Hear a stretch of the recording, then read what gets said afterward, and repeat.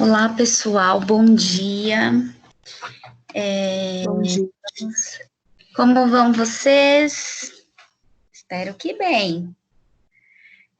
Hoje, já estou gravando a aula, tá bom? Depois ela vai ser disponibilizada lá no AVA para vocês.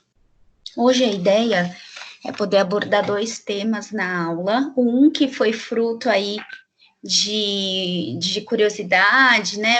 E nós vamos aprofundar um pouquinho, que é o psicodrama, tá?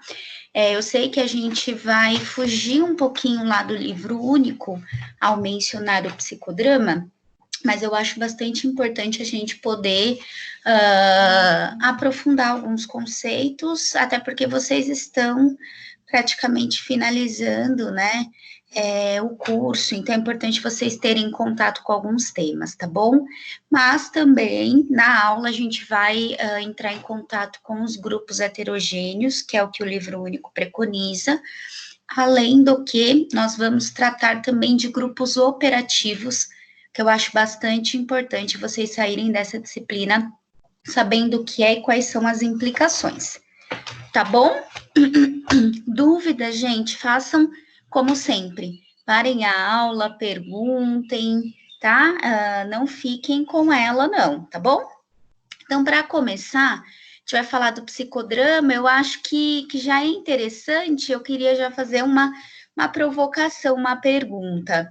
Eu coloquei essa imagem de fundo no PowerPoint, no slide principal. O que essa imagem, gente, suscita para vocês? Todos conseguem enxergar o PowerPoint?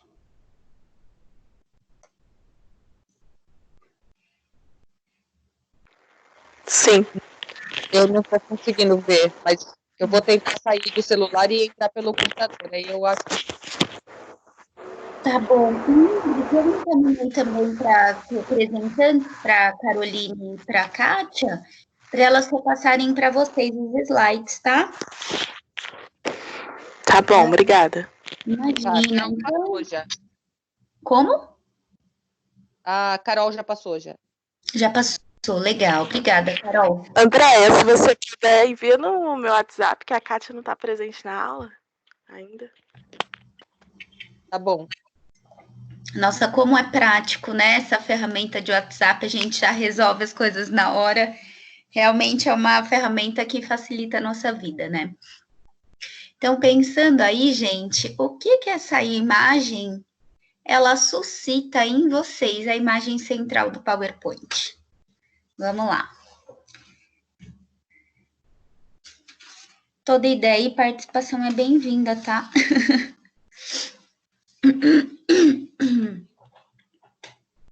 Acho que, professora, mostra muito do que nem sempre o que você demonstra é o que você realmente está sentindo. Legal, Suelen, legal, perfeito. Uhum. Quem mais?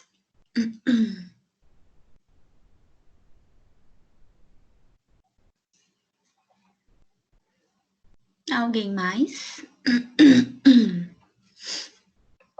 Agora eu vi a carinha aqui.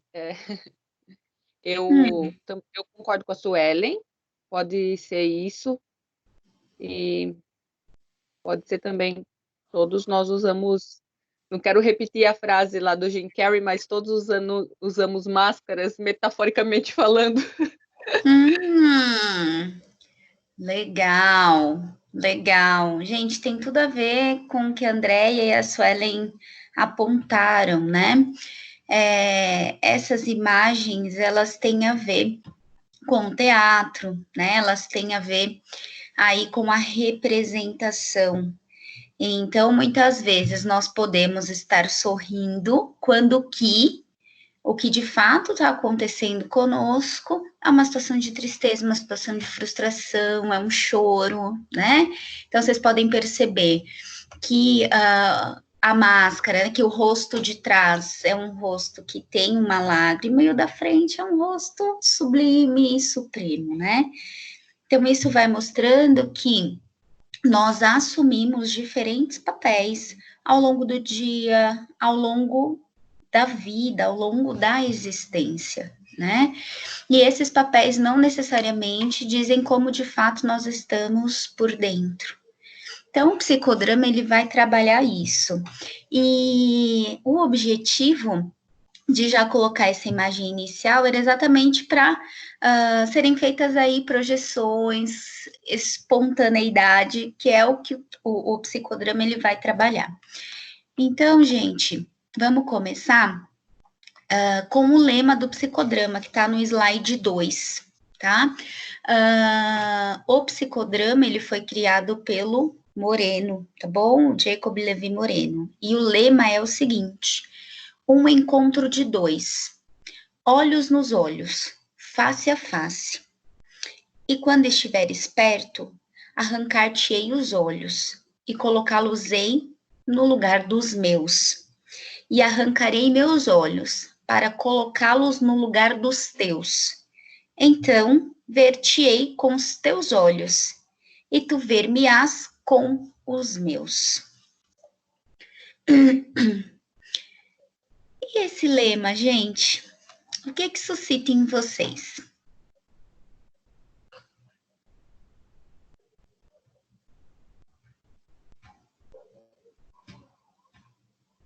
Esse lema já vai dizendo muito da configuração do psicodrama, tá? Então, o que suscita em vocês? Tem a questão da empatia mesmo, né? Perfeito. Empatia é um conceito-chave do psicodrama.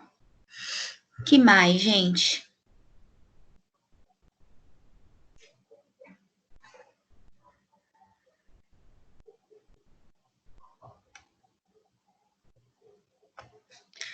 Tá meio que literalmente se colocar no lugar do outro, né? Com a empatia, mas que nem a gente tem a empatia e não faz. O na lema aí do psicodrama, acho que além de você sentir essa empatia, você se coloca mesmo, né? Se prontifica a fazer o papel do outro mesmo, né? Para que ele possa ver o que ele está transmitindo. Talvez. Perfeito. Exatamente isso, por meio das técnicas, né? Por meio da inversão de papéis, por meio do espelhamento, de fato, o outro, né? Ele vai entrar na cena e ele vai se enxergar naquela cena, né? Então, há uma empatia e há uma, de fato, vivência daquele papel, né? Eu acho que um conceito que ele também coloca aqui é o conceito do encontro, né? No psicodrama, há encontro, a fusão de subjetividades, né? Então, o psicodrama, ele é muito sensível a isso, tá? Vamos lá para o slide 3, falar um pouquinho da história e do porquê surgiu o psicodrama, né? Então, ele foi criado em 1921 pelo Jacob Levi Moreno, que era um psiquiatra romeno, que depois esse psiquiatra romeno, ele foi para os Estados Unidos e desenvolveu toda a teoria dele, né? Além de médico, gente, ele trabalhava com teatro, e ele criou o teatro da espontaneidade, que era um tipo de representação que estimulava a criatividade dos atores e na qual a peça era criada na hora, a partir de algum tema proposto no momento. Então, diferente do teatro que você estudava falas, né? Que existiam papéis bem definidos, com falas estudadas, o teatro da espontaneidade funcionava de um jeito diferente. A peça era criada na hora a partir de algum tema, tá? Algum tema que poderia ser trazido pelos participantes do grupo ou então pelo diretor da cena, tá? E o que ele dizia? Que a dramatização tem um potencial terapêutico, né? Porque através da dramatização espontânea são propostas ações e abre-se precedente para mudanças. Então, para ter ideia, eu vou ler esse fragmento do caso Bárbara, porque foi a partir desse caso que Moreno acabou desenvolvendo, de fato, todos os pressupostos do psicodrama, tá? Deixa eu só abrir aqui de um outro jeito, porque com esses ícones da gravação, algumas coisas eu não enxergo. Então, chama assim, Caso Bárbara. Bárbara era uma atriz que sempre participava do teatro da espontaneidade. Participava do teatro com Moreno. Famosa pelo seu desempenho em papéis doces, românticos e ingênuos. Jorge era um jovem poeta e autor teatral, que se apaixona por Bárbara. Pouco tempo depois, deu-se o casamento dos dois. Mais tarde, Jorge procura Moreno, dizendo que não é mais possível viver com Bárbara, pois esta, em casa, é uma terrível megera, extremamente agressiva e violenta, que nada tem a ver com a doce e meiga Bárbara do teatro. Nessa noite, Moreno pede a Bárbara que faça papéis mais vulgares e dá a ela o papel de uma prostituta atacada e assassinada por um estranho. Bárbara está perfeita no papel e sai feliz do teatro. Daí em diante, ela continua a desempenhar papéis desse tipo. Jorge sempre dá informações a Moreno, dizendo que ela está diferente, mais calma. E quando começa a enfurecer-se, ri e percebe que já havia representado isso no teatro, e até comenta com o marido, o qual passa a perceber diferenças em seu próprio comportamento e na sua compreensão de Bárbara. Alguns meses depois, os dois estão muito bem e realmente encontram um ao outro pela primeira vez. E aí, gente, curioso esse caso? O que suscita para vocês esse caso Bárbara?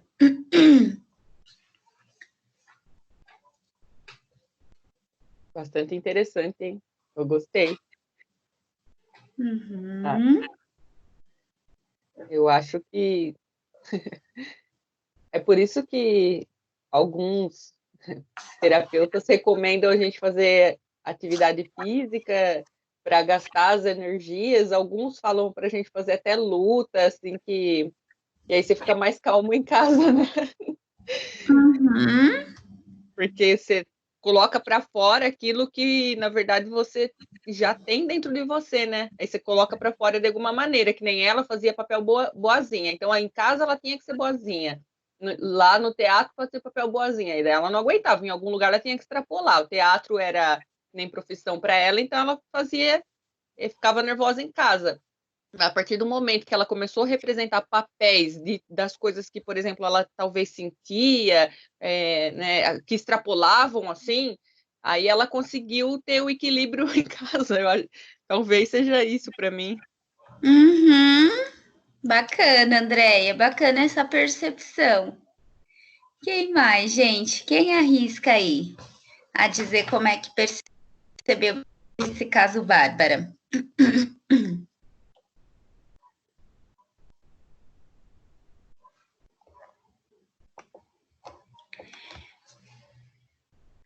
Gente, será que, né, nós temos, enquanto sociedade, enquanto convivência, nós temos a possibilidade, como a Andrea falou, né, de extravasar, de externalizar os nossos vários lados, né, as nossas várias máscaras.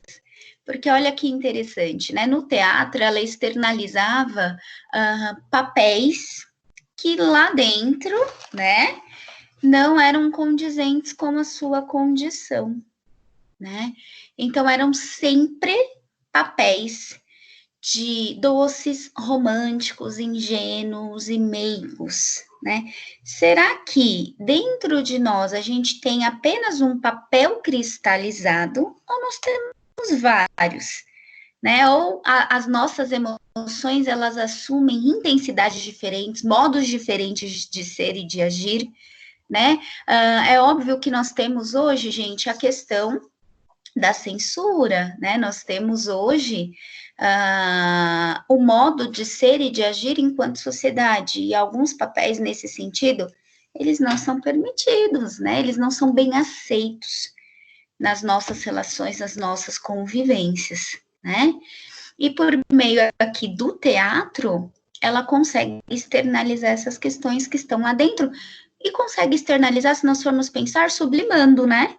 Que é dando um contorno socialmente aceito para as questões que ela vivencia, né? Para as questões que ela, por dentro, de fato, né, no inconsciente, etc., ela tem, né? Então, o teatro é algo que permite a sublimação, a manifestação de emoções N e que serão bem recebidas, que serão bem aceitas pela sociedade como um todo, né?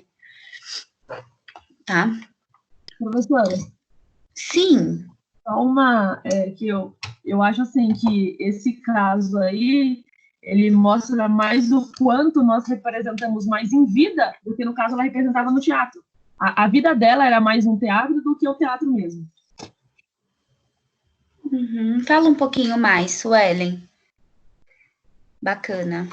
É que, às vezes, no caso dela, eu acredito que ela queria demonstrar esse lado agressivo dela, vamos dizer assim, e ela talvez demonstrava em casa, mas como ninguém via, né, então não se fazia aparente para ninguém.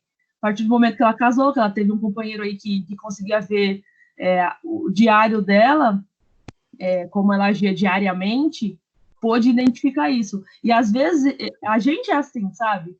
Nós representamos papéis que são aceitos para as pessoas, então, assim, perante pessoas, nós representamos formas de viver, formas de pensar, talvez para não sermos excluídos, alguma coisa do tipo, mas quando na realidade você pensa totalmente o contrário, você age totalmente o contrário, e você consegue fazer isso somente quando você está sozinho ou com alguém que te conheça muito bem, para você ser realmente quem você é, né? E eu acho que no caso Bárbara foi isso. Ela representava a vida dela e vivia a verdade, sei lá, num teatro. E aí inverte aí, não no caso dela, porque ela representava uma pessoa doce, e talvez ela era mesmo. E essa agressividade que no caso ela queria representar mesmo, ela não conseguia. Então, assim, eu acho que nós mais representamos mesmo na nossa vida do que vivemos ela de verdade e mostramos realmente quem é. Talvez porque a sociedade não vai aceitar, mas às vezes a sociedade não aceita na nossa cabeça. E a gente faz alguma coisa que a gente não quer ser para que a gente possa se sentir incluído. Perfeita essa sua colocação, exatamente isso. Muitas vezes vivemos muito mais representando papéis do que de fato assumindo a identidade que nós temos. Isso tem muito a ver, se nós formos pensar, né, gente, com as questões do inconsciente, né? O id, de um modo geral, ele é a expressão dos desejos, muitas vezes desejos mais vorazes, desejos que não são bem aceitos, né? E, portanto, por isso que ele sofre tanto o efeito da censura. E é permitido passar, né, por esse efeito da censura, algumas coisas. E, além disso, essas coisas muitas vezes vêm de um modo aí modificado, vem de um modo codificado para que a gente consiga interpretar, né? Então, nesse sentido, faz tudo a ver, né, Suelen?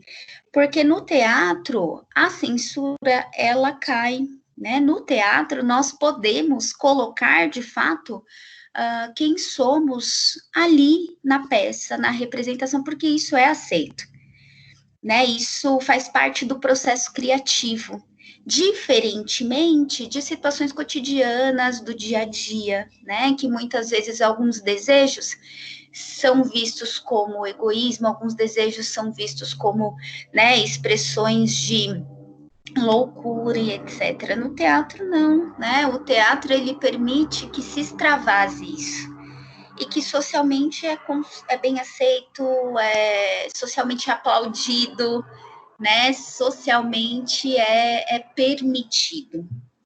Então, é exatamente isso. A Bárbara, ela podia fazer isso, né? Ela lidava com as questões em cena. E aí, depois, olha o como importante foi lidar com essas questões em cena, porque ela foi ressignificando, né, de certo modo, não nesses termos, né, porque o Moreno não usava esse termo, mas usando aqui na nossa aula, ela foi ressignificando algumas coisas, né? E ela foi também tendo uma alteração no seu dia a dia, no seu cotidiano, e essa alteração era percebida por ela, de fato, e também pelo marido, que tinha uma convivência diária, né? Então, olha que interessante, que mecanismo interessante e que agente potencializador de mudanças, que é o psicodrama, né? Eu vou seguir aqui, gente, com as características do psicodrama, tá? Então, nós fomos vendo que tem por objetivo desenvolver a espontaneidade, a criatividade, a compreensão de si e do outro, tendo uma escuta mais empática, né? Trabalha com o aqui e agora, e consiste em uma intervenção pontual, temática ou não, com começo, meio e fim. O ato se encerra em si mesmo. Então, a sessão de psicodrama, né? Então, é feita uma sessão, o tema, ele pode ser pré-programado, ou então o tema pode emergir daquele encontro de pessoas naquele espaço, tá? O psicodrama, ele pode ter uma aplicação bipessoal, que é realizado dentro da terapia individual, ou em grupo, tá? O psicodrama, ele não se dá só no grupo, ele pode se dar na relação terapêutica entre paciente e o terapeuta, tá bom? Então, o objetivo é fazer troca de papéis, o objetivo é desenvolver escuta mais temática, tá bom? E as sessões têm começo, tem meio e tem fim. Eu vou apresentar um pouco as características agora nesse slide das sessões. Então, os elementos constituintes do psicodrama são, né? Tem um contexto, o contexto pode ser social, grupal ou dramático, né? Social, ele vai abrir aí para mais pessoas e vai trabalhar questões eminentes que estão aí na sociedade. O grupal vai trabalhar questões de um determinado grupo, e o dramático, ele vai ser realizado, de fato, como uma expressão teatral, e vai trabalhar questões aí trazidas pelos personagens. Então, os instrumentos são o seguinte: para o psicodrama acontecer, precisa de instrumentos. Tem um cenário, que é o espaço delimitado destinado à dramatização. O cenário não é porque o psicodrama ele trabalha com expressão da espontaneidade teatral que o cenário tenha que ser um teatro, não. Qualquer lugar pode ser cenário para o psicodrama se desenvolver, desde um consultório até uma sala de aula, enfim, tá? É um espaço delimitado para a dramatização acontecer, independente de onde esteja. Sempre há um protagonista, que é uma pessoa que emerge com o consentimento do grupo, né, para que desempenhe o papel central. Sempre há o diretor, que é o terapeuta que vai coordenar a sessão. Tem um ego auxiliar, que é quem interage na cena com o protagonista e faz os papéis complementares ao que o protagonista está desempenhando. Quando se trata de um atendimento individual, o terapeuta ele pode assumir o papel de ego auxiliar e ele contracena com o paciente. E sempre tem um público, que é o conjunto dos demais membros do grupo, tá? Um outro ponto que existe são as etapas do psicodrama. Tem a etapa do aquecimento, que se trata da mobilização do grupo para despontar um protagonista em um tema. Então, aqui se prepara o cenário e a dramatização. A dramatização é, de fato, a representação da cena. Na dramatização tem desenvolvimento dos papéis, podem ser utilizadas N técnicas, como, por exemplo, inversão de papéis, espelhos, entre outras. E a terceira etapa, né? Então, a primeira é aquecimento, que você trabalha com um grupo para despontar protagonista e tema. A segunda etapa, despontou, é representar, de fato, a cena, que é a dramatização. E a terceira etapa, que é muito interessante, e aqui acontecem vários insights, é o momento do compartilhar.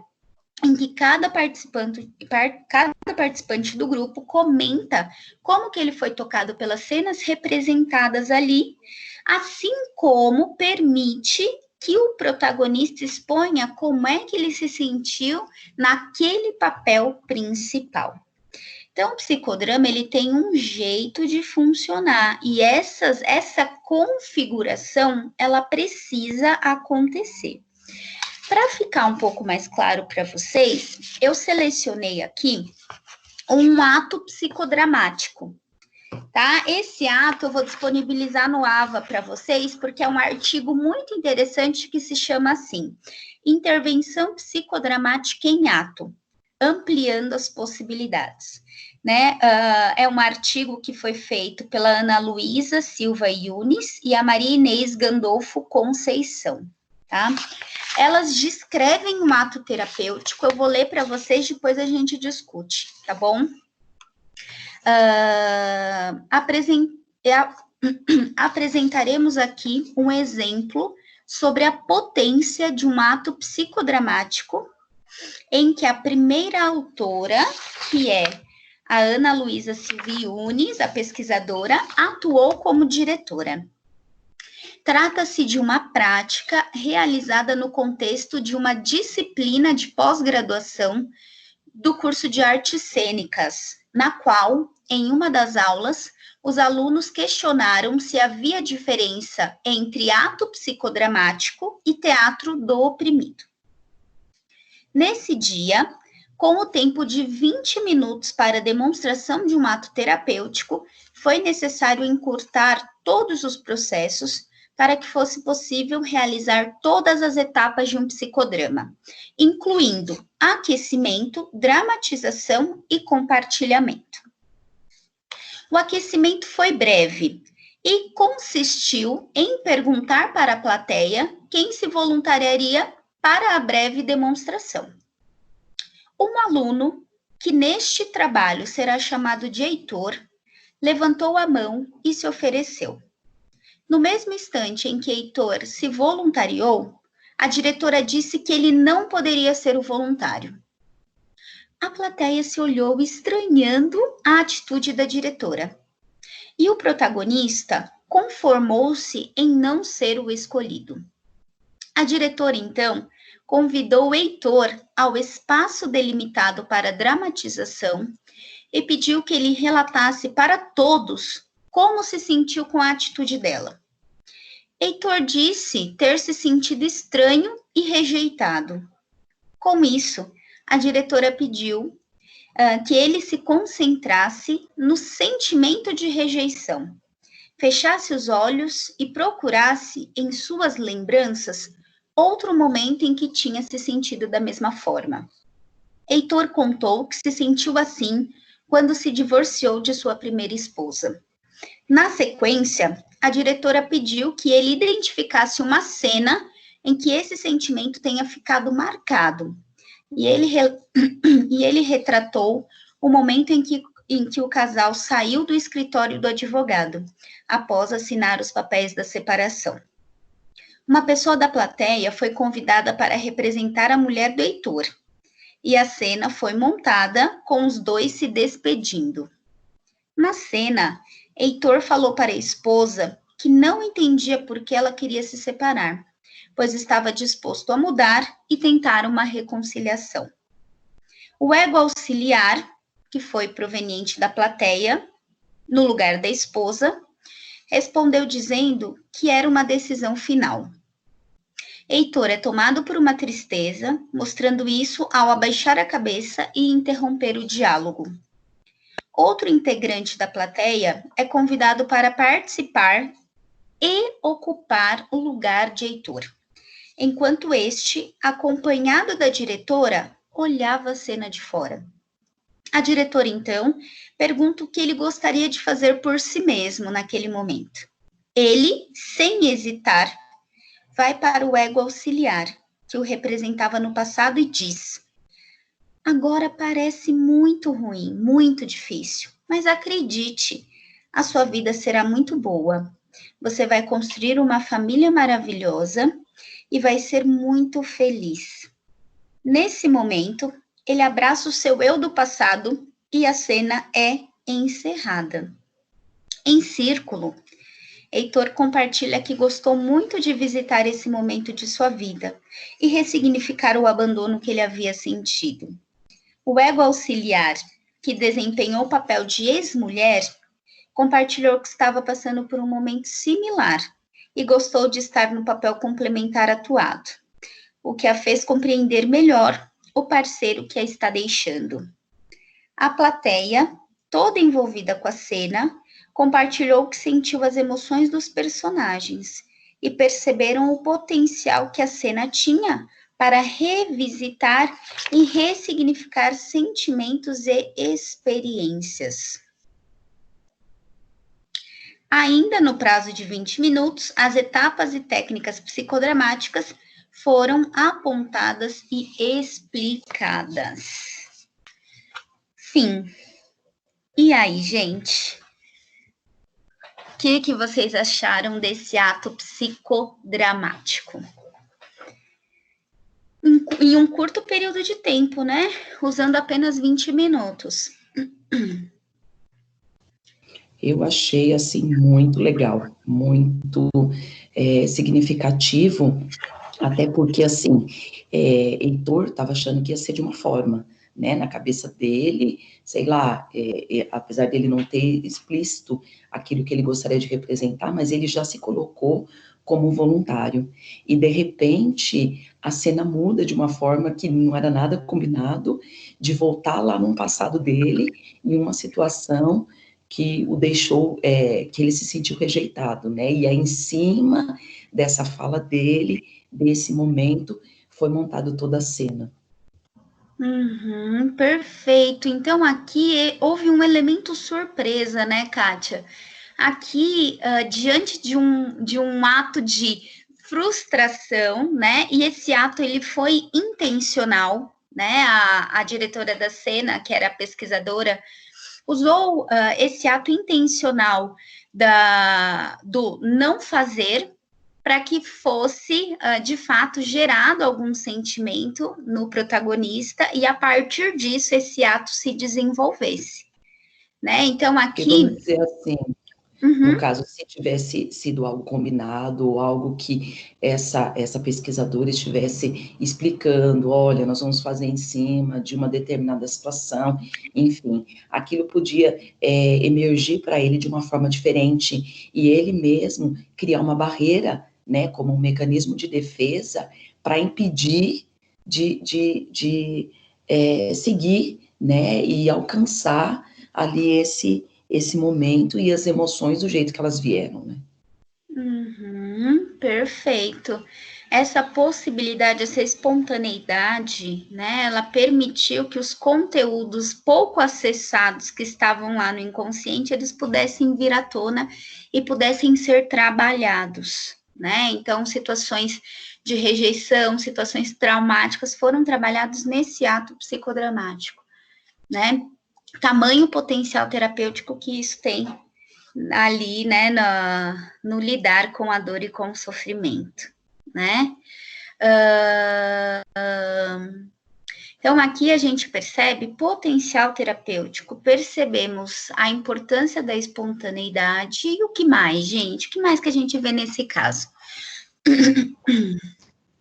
Professora, achei interessante também que a diferença do teatro normal e do psicodrama é que no psicodrama tá seguindo bem o lema, que é ele se colocar no lugar do outro. No caso, ele se colocou no lugar de quem tá olhando ele de fora, da mulher. Não só no teatro normal, que você só encena ali e coloca seus desejos e vontade para fora. Muito legal essa colocação, né? O Heitor, aí no caso, ele pôde expor um sentimento de rejeição que ele teve lá no passado.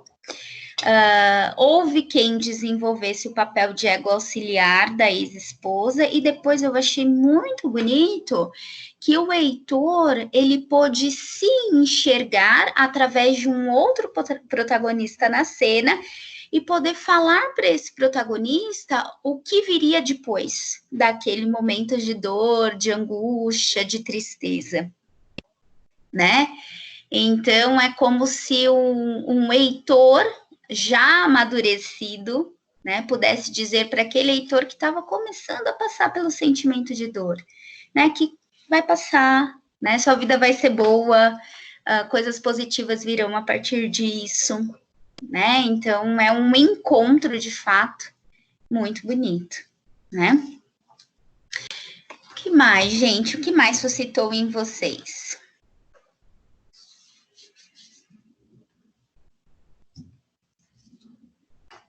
Então, de fato, há uma diferença mesmo entre o psicodrama e o teatro convencional, né? No psicodrama, são representadas questões pessoais, né?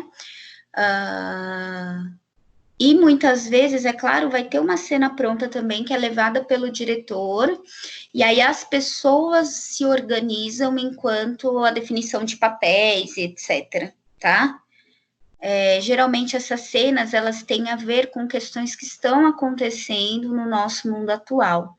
Né? Um ato de psicodrama, por exemplo, se ele tivesse acontecendo, poderia ter a ver com essa pandemia do Covid que a gente está vivendo e os sentimentos que isso desperta no dia a dia e etc. Né? Só um exemplo, que seria um tema pré-programado.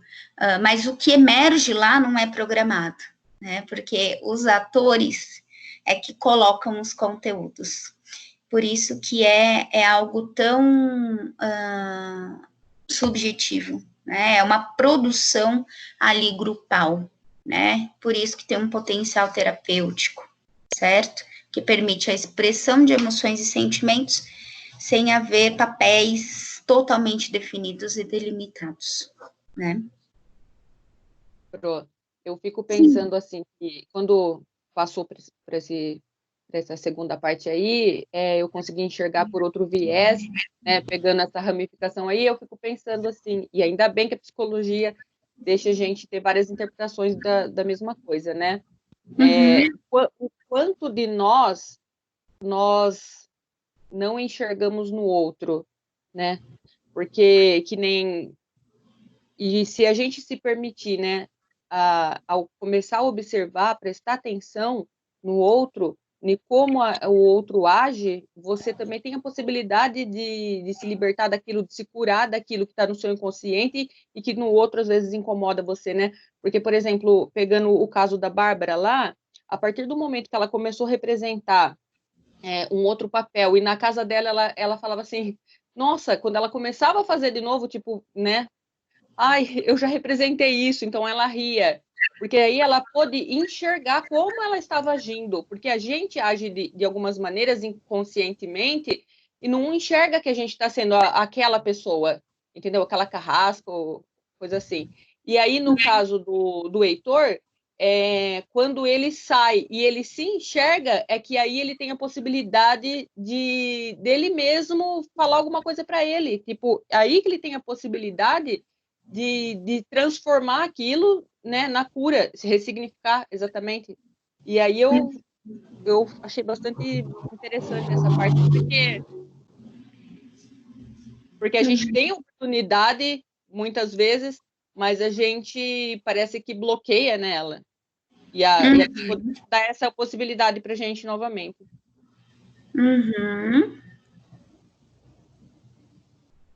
É isso mesmo. Exatamente. Quantas coisas a gente não vive e a gente bloqueia, né? Intencionalmente, sim, nós bloqueamos conteúdos intencionais por estes serem difíceis e pesados demais para lidar, e nós também bloqueamos inconscientemente conteúdos, né, que ficam lá na esfera, né, dos conteúdos ali reprimidos, etc., né?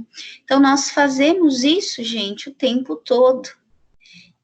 E aqui eu achei interessante no caso do Heitor, porque intencionalmente foi gerado nele um sentimento de rejeição. E esse sentimento de rejeição fez retomar uma etapa da vida.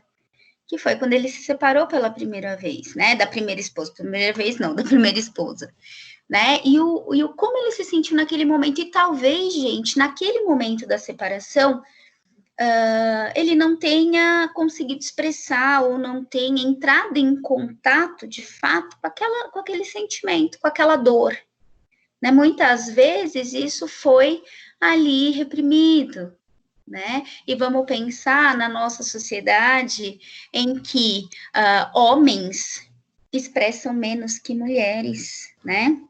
Ai, mas por quê? Socialmente dizendo, há uma diferenciação, né?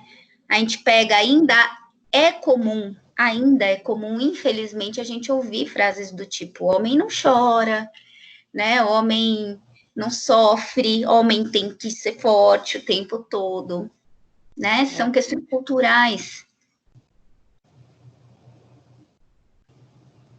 Te cortei, André? Você ia falar alguma coisa? Não, só estava concordando, achei bem interessante mesmo. Então, assim, pensando na nossa sociedade, em como é essa criação, talvez ele não tenha conseguido vivenciar aquilo naquele momento. E esse ato dramático permitiu que ele vivenciasse, não só vivenciasse, mas como ressignificasse, que isso fosse algo transformador na psique dele. Então, o psicodrama é um convite a isso, né? Eu cheguei a... Sim. Posso contar uma experiência minha? Por favor, sempre bem-vindo. Eu fiz teatro, mas foi por muito pouco tempo, mas eu acho que uns 6 meses. E aí, você falando do psicodrama me lembra bastante, né, da época que eu fiz, e eu via muita gente representando muito bem o que estava reprimido dentro deles. Tinha um menino lá que ele tinha um quadro de depressão bem, assim, bem forte, e só que ele era muito calmo, tranquilo, bonzinho, sempre estava sorrindo quando não estava atuando, mas quando ele atuava, alguém que tinha depressão, ele era muito bom, então, porque ele colocava para valer mesmo na hora de encenar. E aí, em cada pessoa, você via as pessoas colocando para fora o que realmente queriam, que elas se saíam muito bem naquilo. E é muito verdade isso de você colocar o seu desejo para fora. Eu mesmo, todo mundo falava, você tem que dramatizar sempre mãe. Sempre me colocava no papel de mãe, porque eu sempre quis ser mãe e, tipo, na vida real não tem como eu ficar cuidando de todo mundo, até é chato isso. Só que no teatro eu colocava muito bem isso, e aí sempre pediam para mim representar. Olha que interessante. Então, um desejo, ele era permitido na sua atuação, né? Era uma expressão permitida na sua atuação. Perfeito. E aí, digamos assim, que os sintomas vão diminuindo, porque você vai colocando isso para fora. Então, você fica um pouco mais aliviado. Perfeito. É um ato terapêutico, né? Sim. Só que aí o legal do psicodrama é que você trabalha nisso, né? O do teatro, às vezes, você volta até angustiado, porque você acaba até descobrindo coisas que você não tem como resolver ali mesmo, né? Você só atua, você percebe alguma coisa em você e fica por isso mesmo. Perfeito. Mas o teatro em si já é bem, assim, bem terapêutico. Sim, teatro é terapêutico, psicodrama é terapêutico, e é interessante a gente poder frisar que o papel do terapeuta psicodramático é muito, assim, importante, e eu digo que ele precisa ter um manejo muito bom para exatamente lidar com essas situações que surgem nesse contexto grupal. No individual, gente, o psicodrama, ele também se dá, como a gente viu, quando é bipessoal, né, que é a interação entre paciente, cliente, né, e o terapeuta. E nesse momento, o terapeuta, ele assume funções de ego auxiliar. Então, por exemplo, se o paciente está fazendo um relato, né, de algum conflito que teve com a mãe, que vivenciou com a mãe, e esse conflito incomoda, traz dor ou traz raiva, etc., qualquer tipo de sentimento, de qualquer tipo de emoção, o terapeuta, ele pode fazer, por exemplo, a técnica da inversão de papéis. Ele pode pedir para que o paciente, o cliente, ele seja o filho, não, ele seja a mãe e o terapeuta seja o filho, né? E ali se estabelece um diálogo exatamente para ter essa possibilidade de uma escuta e empática, né? E de fato cumprir aquele lema do psicodrama, né? De cada um poder enxergar com olhos diferentes uma dada situação, né? Então, no individual, tanto no individual quanto no grupal, o psicodrama é um ato terapêutico. E ele produz mudanças, ele produz transformações, ele produz insights, tá? Então, é uma técnica muito utilizada e uma técnica que tem um super potencial. Na aula passada, eu até comentei com vocês, e aí, retomando essa questão, né, gente, da pandemia, né, passando essa questão da pandemia, as coisas voltando ao lugar, né, lá no Centro Cultural São Paulo, eles fazem sessões de psicodrama, eles estavam fazendo sessões de psicodrama semanais, então era aberto ao público, né? Então, quem gostaria de assistir poderia ir. Não era obrigatória a participação na cena, tá? Agora, quem se sentisse à vontade, se tivesse um tema já pré-programado, poderia participar tranquilamente. Então, é bem bacana para vocês conhecerem, se inteirarem e, de repente, poderem observar se é uma das técnicas que chama atenção e é uma abordagem que, de repente, vocês possam assumir, né, com relação ao trabalho de vocês, né, enquanto psicólogos. Então, é bem interessante para conhecer, passada essa pandemia, deem uma olhada lá no Centro Cultural São Paulo e a experiência vai ser muito válida para vocês assistirem uma sessão. Tá bom? Claro, surgem temas diversos, tá? Surgem temas de N cunhos. Existem dramatizações que são mais, posso dizer, talvez, entre muitas aspas, tranquilas, mas existem dramatizações que são bem pesadas.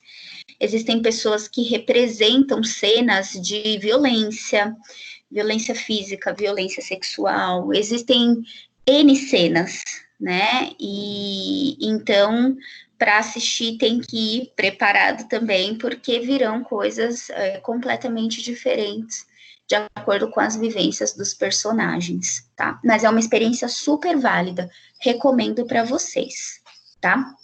Com relação, gente, ao psicodrama, ficou alguma dúvida? Eu vou disponibilizar esse artigo que eu li, o fragmento do ato psicodramático, para vocês darem uma olhada, porque ele é bem legal, bem completo, e vai falando mais, cada vez mais, né, das possibilidades e alcances do psicodrama.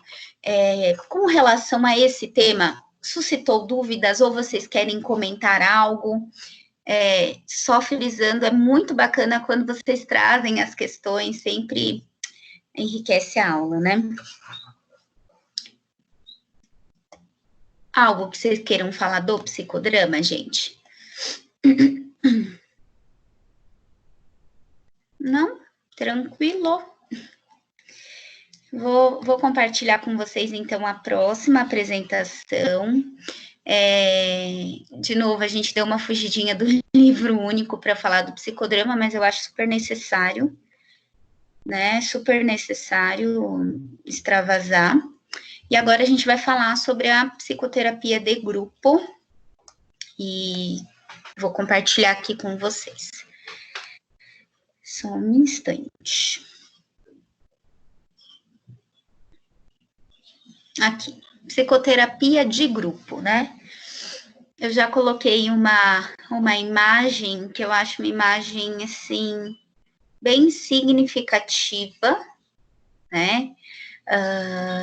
De pessoas em grupo e que estão produzindo uma teia, vamos pensar, um emaranhado ali de significados.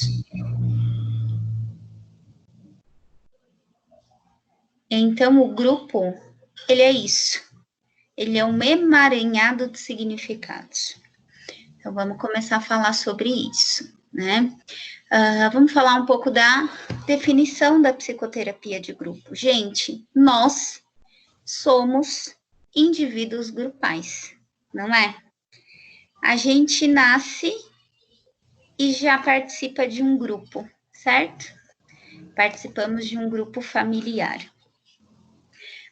Nós vamos nos escolarizar, nós participamos de outro grupo, o grupo da escolarização. Nós vamos trabalhar, nós participamos de outro grupo, ou seja, nós participamos de N grupos ao longo da nossa vida, ao longo da nossa formação, né? Então, nós somos constituídos como sujeitos em uma trajetória de experiências grupais, tá? O Zimmermann é um autor, gente, que fala bastante de grupo. O Zimmermann, caso vocês queiram aprofundar na questão de grupo, é um autor para lerem, tá? Ele diz que grupo não é a mesma coisa que agrupamento. E olha que interessante o exemplo que ele usa. Imaginemos um conjunto de instrumentos musicais de uma orquestra. Enquanto os músicos estiverem, antes do início do concerto, isoladamente, afinando seus respectivos instrumentos, eles não passam de um mero conjunto, um agrupamento de instrumentos e músicos. A partir do momento em que o maestro começa a reger a orquestra, cada músico e cada instrumento assume o seu lugar, papel, posição e função, e principalmente dialoga e interage com todos os demais, compondo um grupo dinâmico, mais ou menos harmônico, conforme a qualidade da regência. Então, portanto, acho que aqui fica claro o seguinte, que uma reunião de pessoas não se configura como um grupo.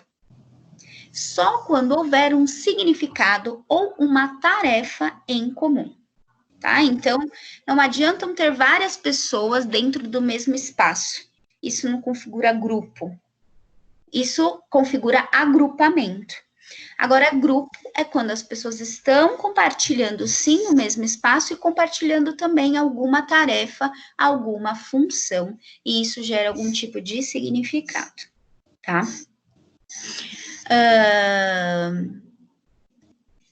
Seguindo aqui, vamos para o slide 3. Então, os grupos têm algumas características, gente. Eles podem ser homogêneos, que é o que a gente falou na aula passada, que é formado por pessoas que compartilham a mesma queixa, que tem uma demanda parecida. E nós temos grupos heterogêneos, quando as queixas ou os problemas, eles diferem entre si. Temos grupos abertos, né, que é grupo que as pessoas podem entrar e sair livremente e não tem um prazo para o término. Por exemplo, grupo aberto, existem de vários tipos. Vamos pensar num contexto ali de hospitalização, tá? Vamos pensar alguém que está internado vamos pensar numa patologia que, por exemplo, o CA, tá? Câncer. Uma pessoa que está internada com câncer, pode participar de um grupo? Pode participar, provavelmente vai ser um grupo homogêneo dentro do hospital, né?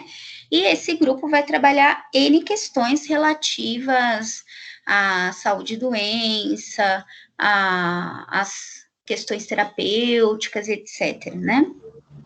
Esse grupo, ele pode ser um grupo aberto, porque a partir do momento que a pessoa está no hospital, abre precedente ou para ela ter alta e sair, ou para pessoas novas chegarem. Então, pode ser um grupo aberto, porque permite que pessoas novas entrem, e em cada sessão, em cada dia, vai ser trabalhado um tema diferenciado, um tema tanto já pré-programado, quanto um tema livre trazido por um participante do grupo. E existem esses abertos e existem os grupos que são fechados, né? Que são grupos que as pessoas começam e terminam juntas, com um prazo definido, em que não se entram novos membros, tá? O grupo, gente, é uma ferramenta extremamente eficaz na promoção e prevenção da saúde. Ele é muito oferecido na área da saúde pública, né? Então, vamos pensar, eu trabalho na área da saúde também, numa UBS.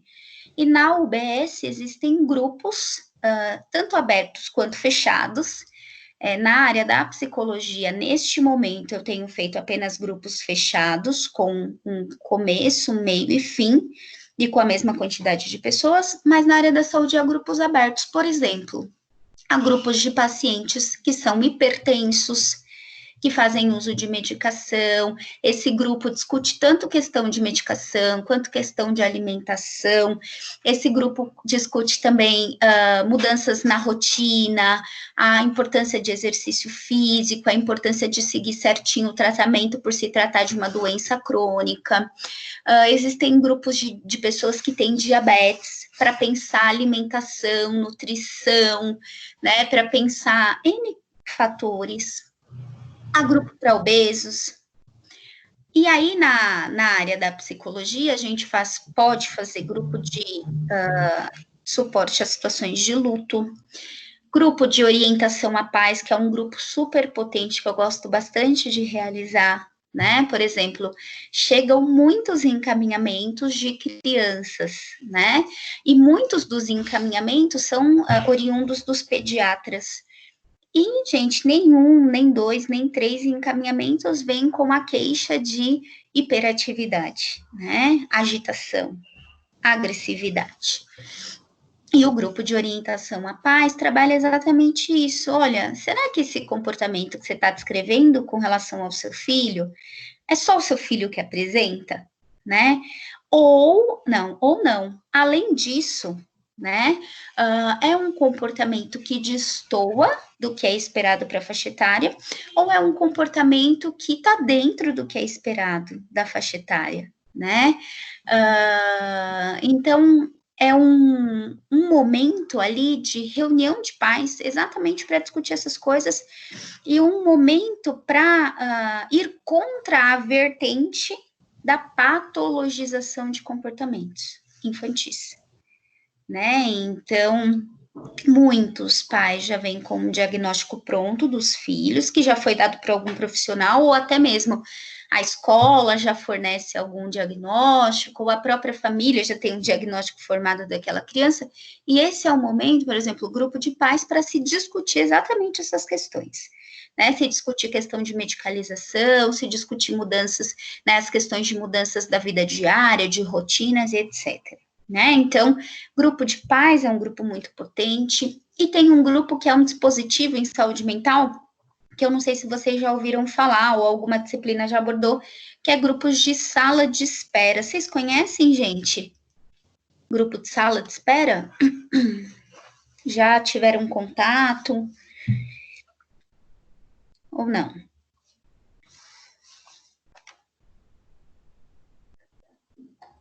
Eu nunca. Não? Legal. O grupo de sala de espera também é um mecanismo bastante potente. Como que funciona, né? Muitas vezes isso se dá muito mais na saúde pública, né?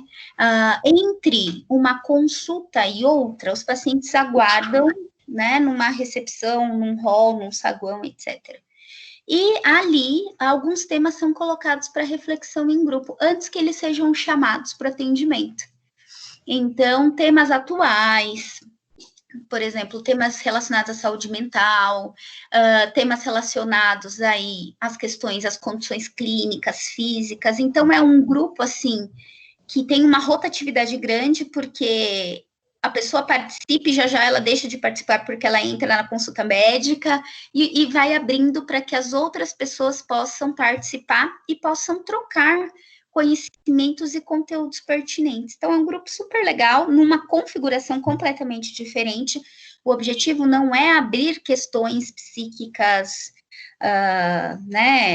mais profundas, mas sim discutir temas de promoção e prevenção à saúde. Então, é um grupo bem legal nos dispositivos de saúde pública, né? Então, acho que é importante dizer que há diferentes aplicações de grupo. Nós temos grupos voltados a crianças, a adolescentes, a adultos, idosos, sendo que cada qual, gente, vai ter sua aplicação e sua especificidade. Lá no livro único, eles frisam bastante a psicoterapia grupal com idosos, né?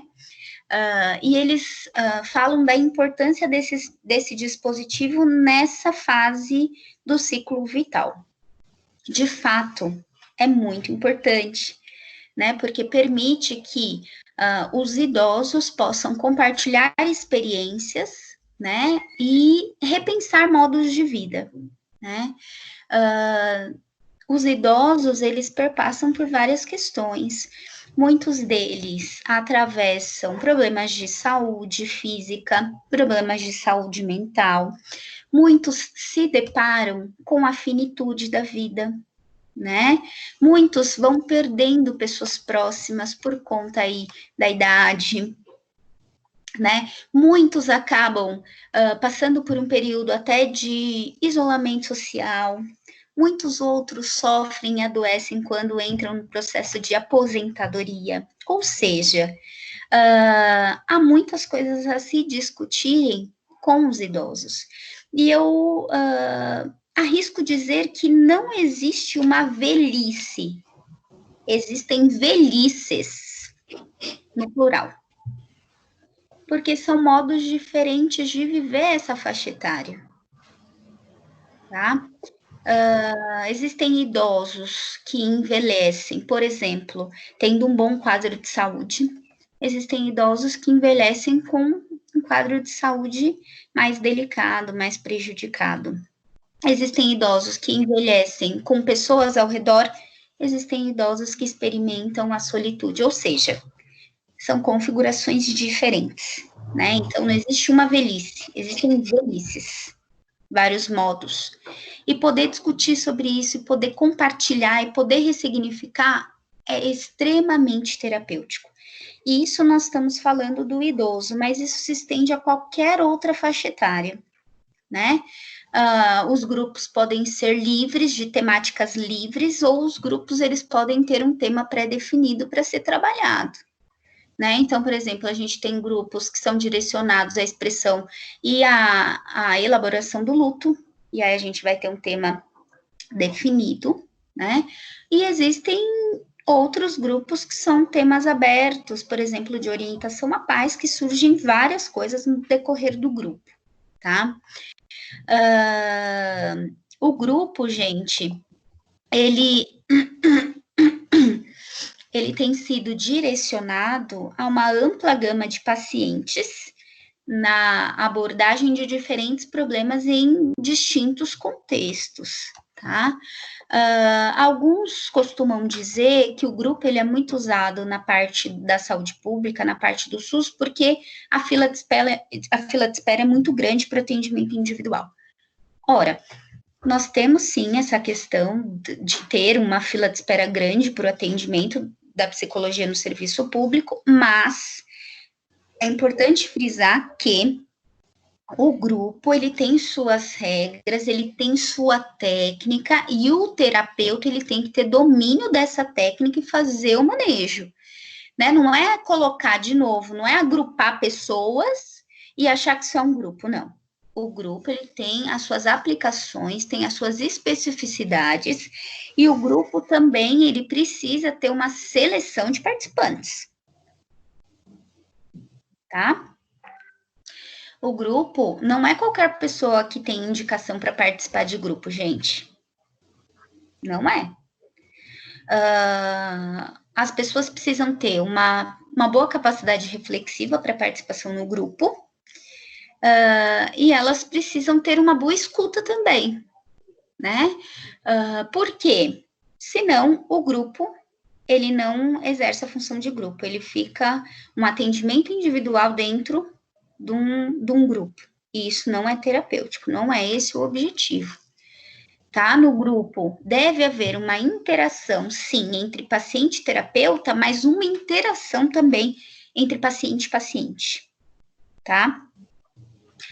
E o grupo, ele é direcionado, assim, a vários temas. Existem grupos aplicados no atendimento particular, né? Muitos terapeutas estão trabalhando com essa modalidade. Existem grupos que são aplicados em escolas, em hospitais, em empresas e etc.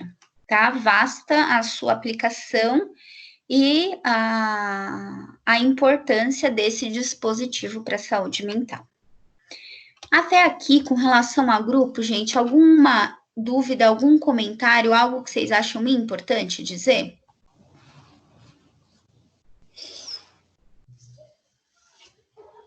Algo que vocês queiram perguntar ou a gente pode tocar aqui o barco? Professora, Sim. eu queria entender melhor essa parte de como avaliar o paciente para ver se ele tá apto a entrar numa terapia de grupo. Como que exatamente isso é feito, é avaliado? Ah, legal essa sua pergunta, viu? O grupo, para avaliação, você faz um atendimento individual, né, para você conhecer esse paciente e entender quais são as demandas que ele traz, né? Demandas muito delicadas, você já não coloca o paciente em grupo num primeiro momento, né? Então, vamos pensar, você recebe no atendimento individual um paciente que teve uma situação de abuso sexual, você vai seguir com esse paciente no individual até que, se o paciente tiver indicação, ele vai para um atendimento grupal, tá?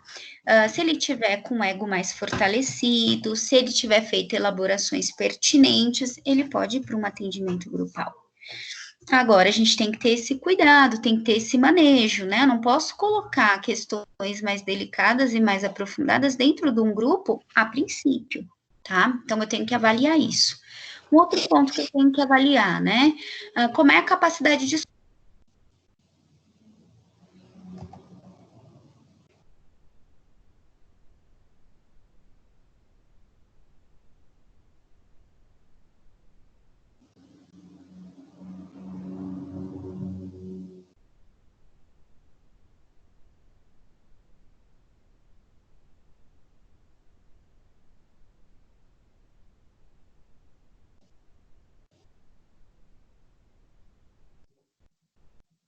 Professora, não sei se é só para mim, mas ficou sem áudio.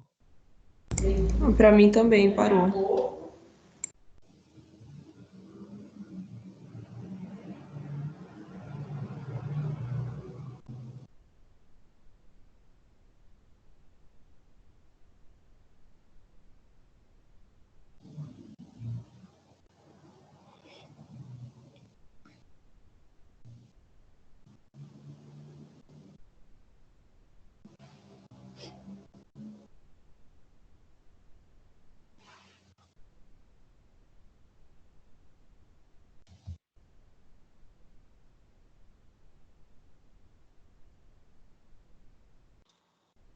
Caroline, avisa por favor a sala que a minha conexão ela caiu. Tô reconectando aqui, tá? Pessoal, eu pedi para avisar vocês. Beleza.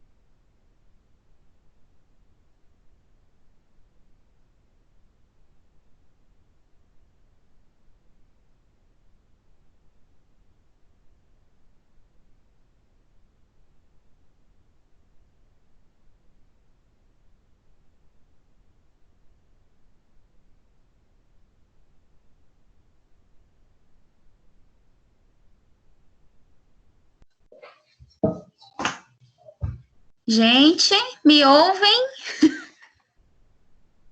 Oiê, estão me ouvindo?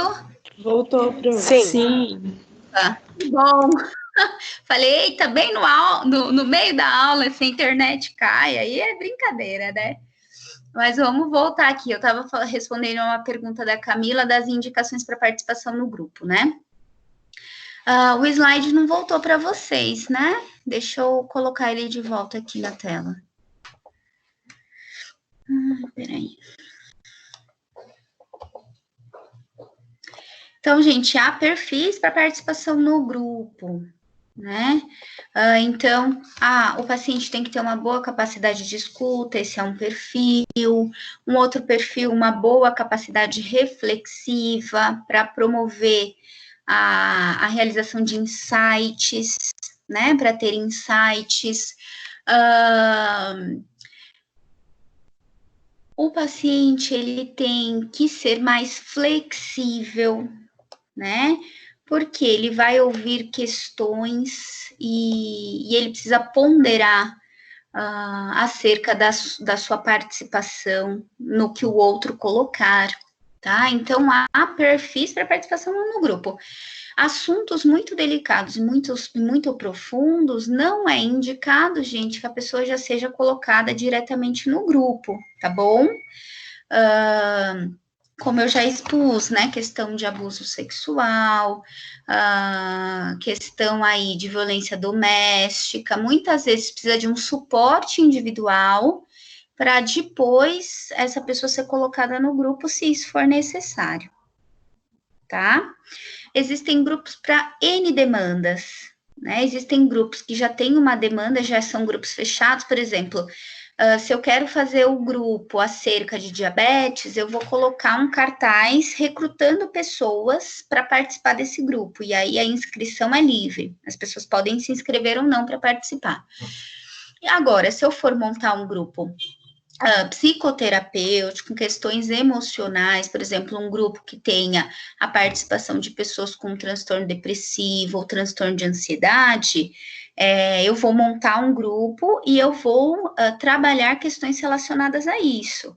As pessoas podem aí se inscrever livremente ou o terapeuta, o profissional, pode selecionar os participantes, tá? Mas é claro, antes de qualquer grupo, gente, um cuidado importante é você fazer uma escuta individualizada dessa pessoa, tá bom? Para exatamente identificar esses fatores.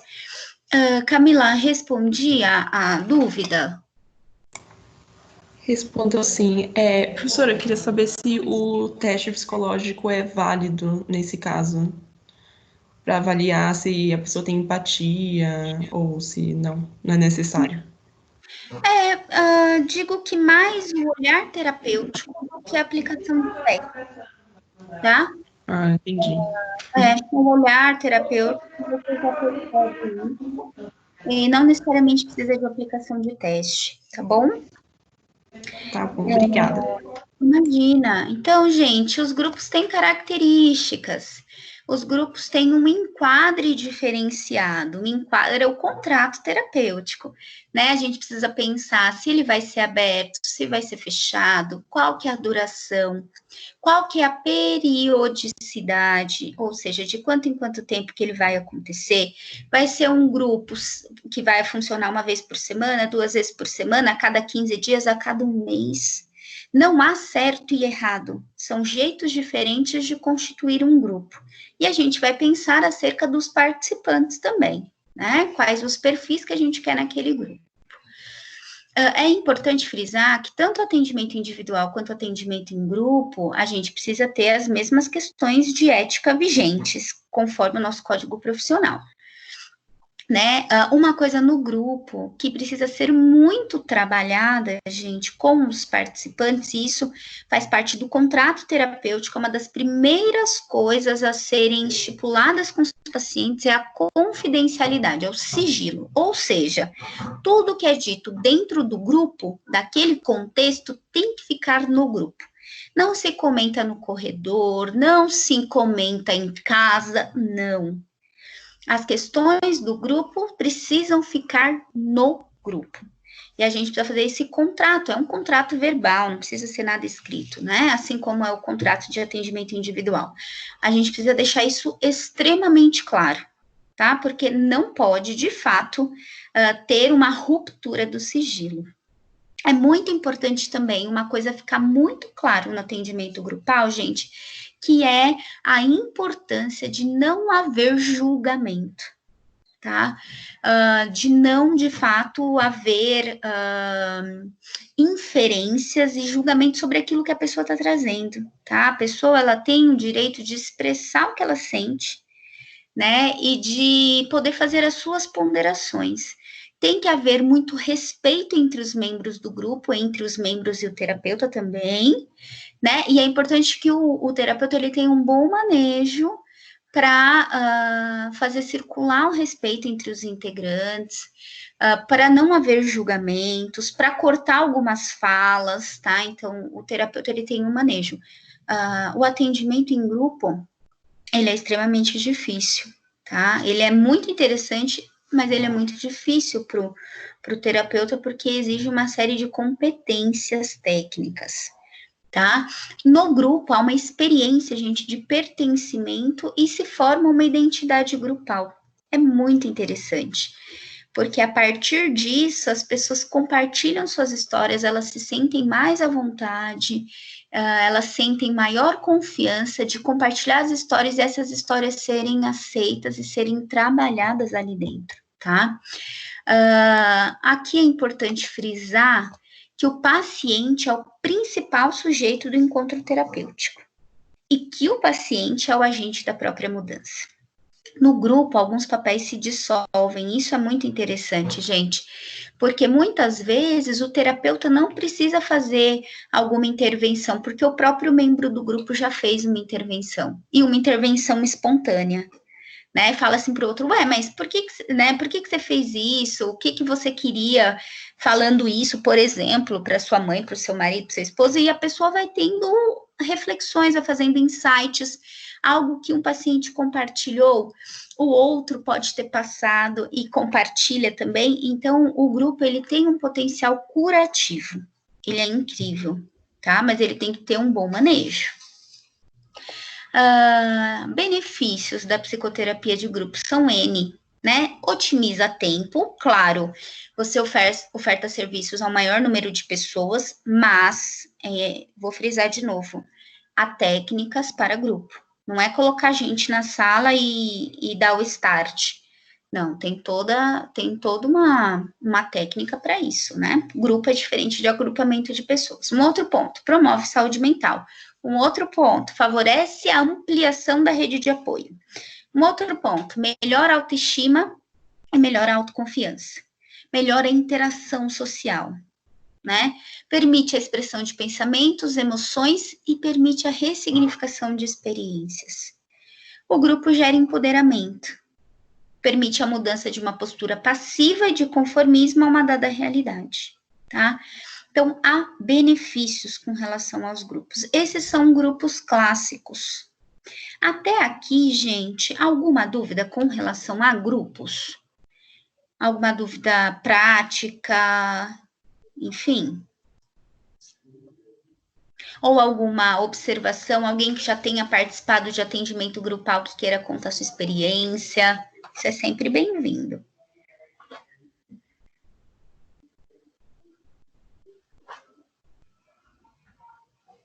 Alguém? Não? Tocamos em frente. Vou falar um pouco agora do papel do terapeuta. A gente já falou, mas é importante frisar, né?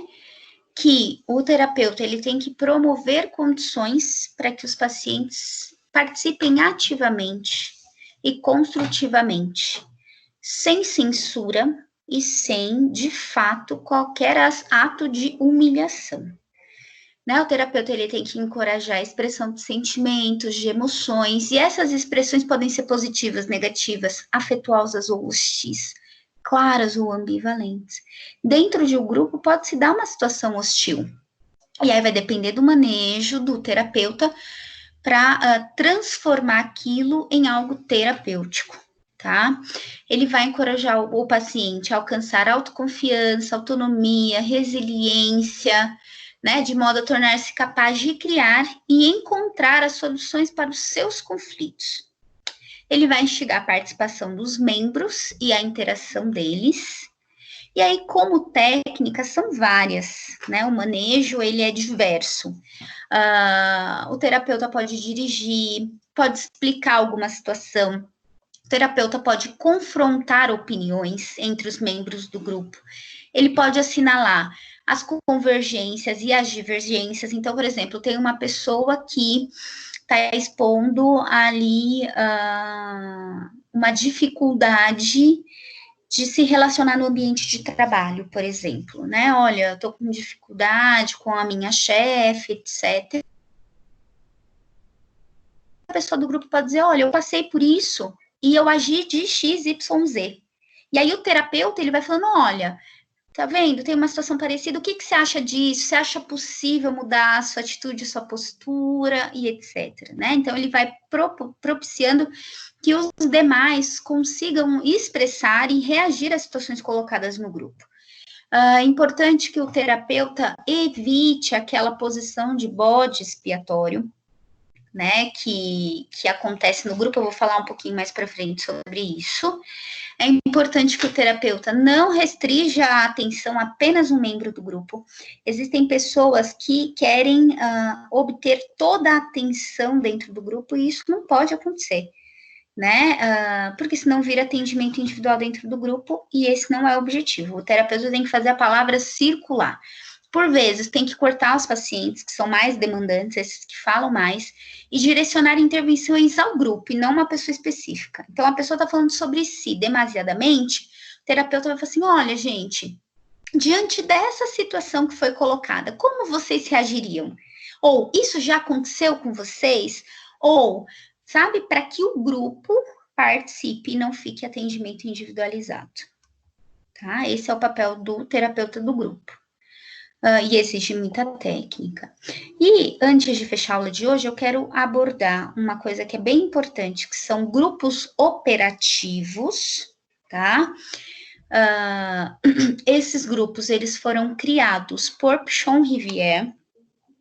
É um nome muito forte na área de grupo, Pichon Rivière, tá? Ele era um médico psiquiatra lá de Buenos Aires. E ele teve uma experiência no hospital que ele dava plantão, que ele trabalhava, que é o Hospital de Las Mercedes. Então, naquele hospital, houve uma greve das enfermeiras. E aí, eles ficaram sem pessoal de enfermagem para poder prestar os serviços, né? E o que ele propôs? Que os pacientes menos comprometidos prestassem assistência aos mais comprometidos.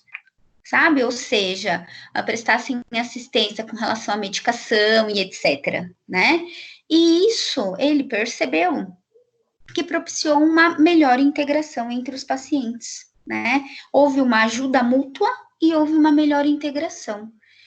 Então, ele viu que deu certo. Por quê? O grupo operativo, ele deriva da palavra operar, que significa produzir, executar, realizar. O grupo operativo é voltado para a realização, concretização de uma dada tarefa, tá? Então, para ele, quando se cumpre essa tarefa, há uma transformação de uma situação, de uma dada realidade. Então, a técnica, gente, do grupo operativo consiste em promover a aprendizagem para os sujeitos envolvidos e que essa aprendizagem resulte em mudança, tá? Tem uma frase que eu achei muito interessante do Bastos que diz o seguinte, eita, pulei uma. Há uma rede de interações entre os indivíduos.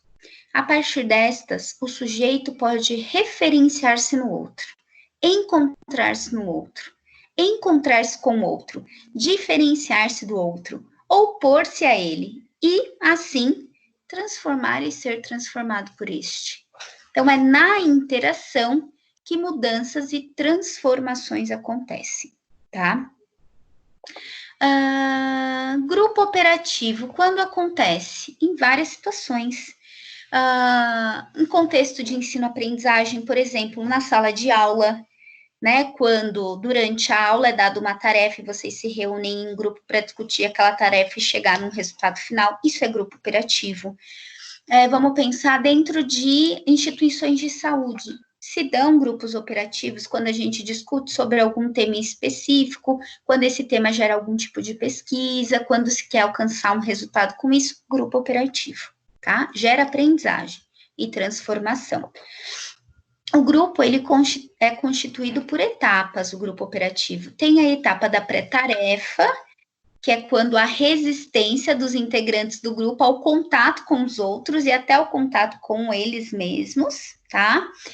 Quando é dada uma tarefa e, mas tem que fazer, tem que pensar, será? Pré-tarefa. E a tarefa, quando há a elaboração, né, dessas ansiedades e, de fato, o start para o cumprimento da tarefa que foi pré-definida, né?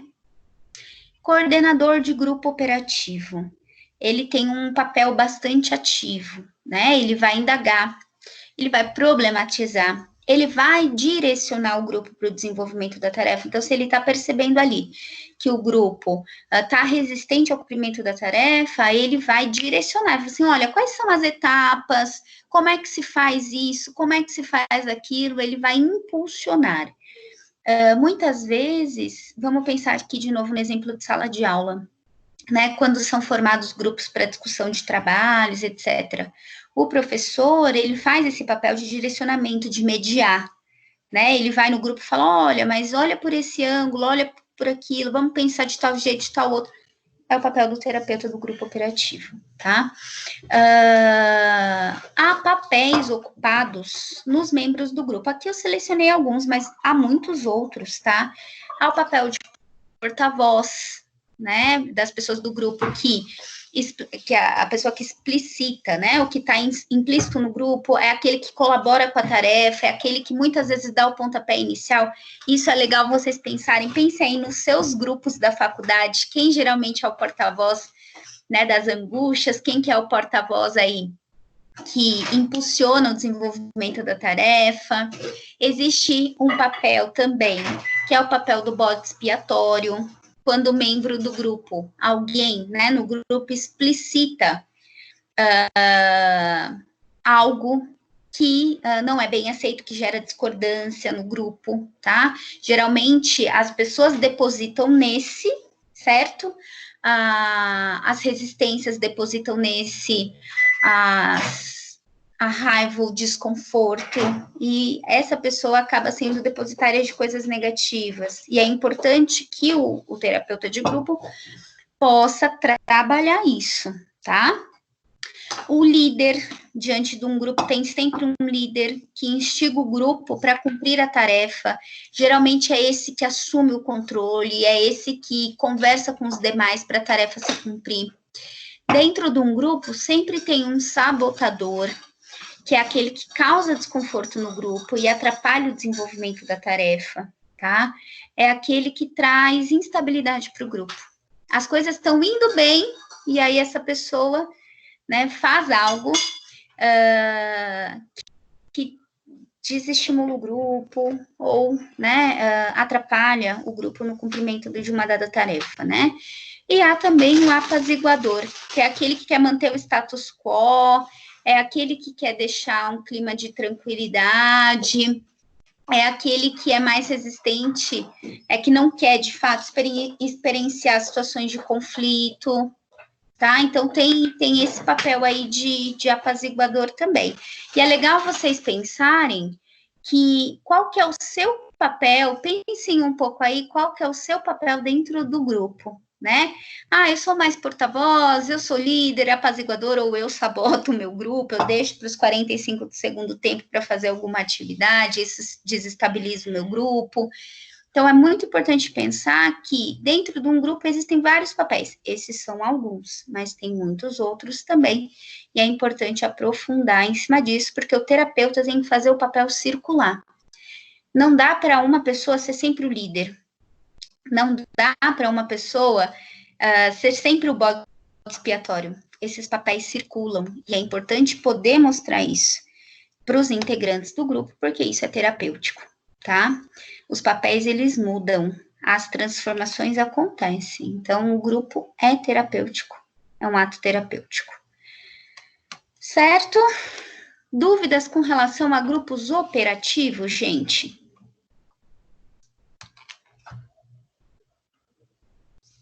Algo que não tenha ficado claro ou alguma observação importante que vocês queiram fazer acerca do grupo operativo?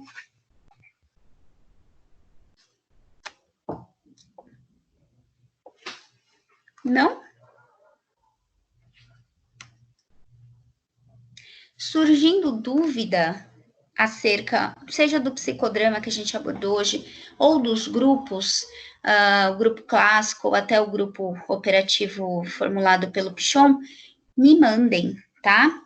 Pela Kátia, pela Caroline, já agradeço as representantes, por e-mail, pelo AVA, tá? Não fiquem com a dúvida, mandem sinal de fumaça. Combinado? O que surgir é só vocês conversarem comigo. Se não há dúvidas, terminamos a aula de hoje e a gente se encontra aí na próxima semana. Na próxima semana, gente, vai ser dito sobre o trabalho avaliativo. Então, segure as ansiedades e angústias, que semana que vem a gente fala sobre ele. Tá bom? Tá bom. Ok. Então, obrigada, gente, pela participação. Nos vemos terça que vem. Obrigada, Pro. Até. Até lá, gente. Tchau. Tchau.